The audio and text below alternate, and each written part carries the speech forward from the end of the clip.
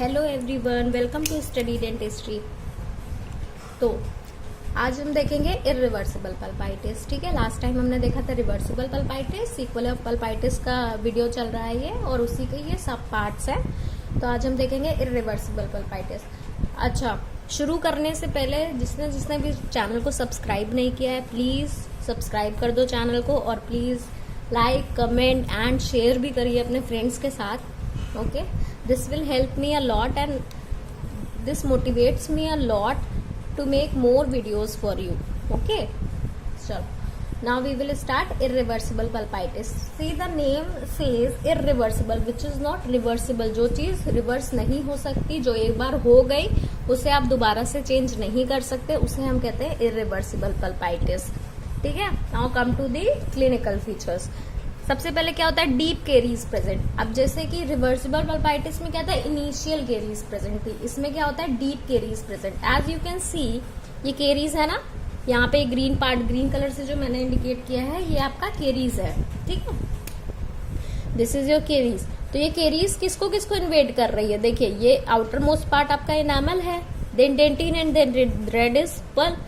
तो केरीज देखिए एनामल को तो कर ही रही है, धीरे धीरे धीरे करते करते, और उसमें इनिशियल डेंटिन को उसने इन्फेक्ट किया था। केरीज ने सिर्फ इनिशियल डेंटिन को इफेक्ट किया था, लेकिन यहाँ पे क्या है, डीप डेंटिन भी पूरा इफेक्ट है और पल्प भी इफेक्ट हो रहा है। सी, पल्प को भी इन्वेड कर रही है केरीज। ठीक है, तो केरीज कहाँ धीरे धीरे करते करते एनामल को किया, डेंटिन के इनिशियल और डीप दोनों पार्ट जो होते हैं डेंटिन के उसको किया, उसके बाद ये पल्प की तरफ भी आ गई और पल्प को भी अप्रोच किया केरीज ने। ठीक है, तो धीरे धीरे आपकी पल्प में इन्फेक्शन पहुंच रहा है। ठीक है, या पहुंच गया आप कह सकते हैं, इनिशियल जो पल्प है उसको इन्फेक्ट कर दिया।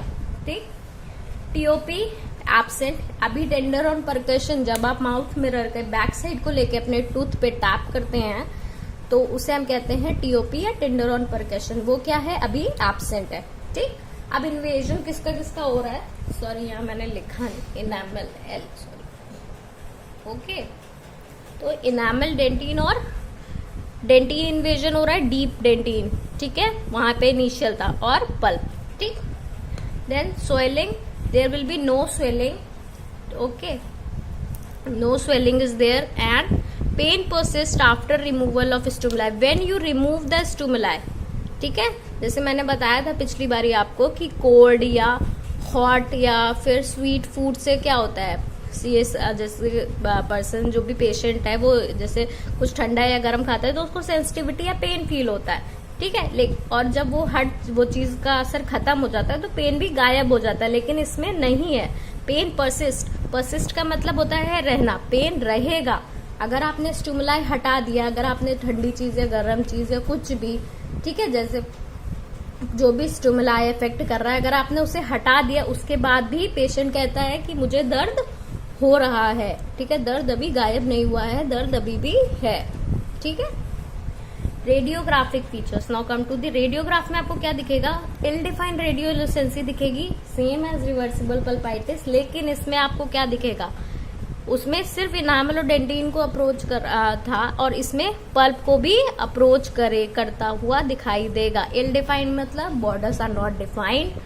ठीक है, पल्प को भी अप्रोच करता हुआ आपको रेडियोग्राफ में दिखाई पड़े। ठीक है, तो ये था इरिवर्सिबल पल्पाइटिस। ओके, अब नेक्स्ट जो सीक्वल ऑफ पल्पाइटिस है उसमें है अपाइकल पेरियोडोंटाइटिस, वो हम नेक्स्ट लेक्चर में देखेंगे।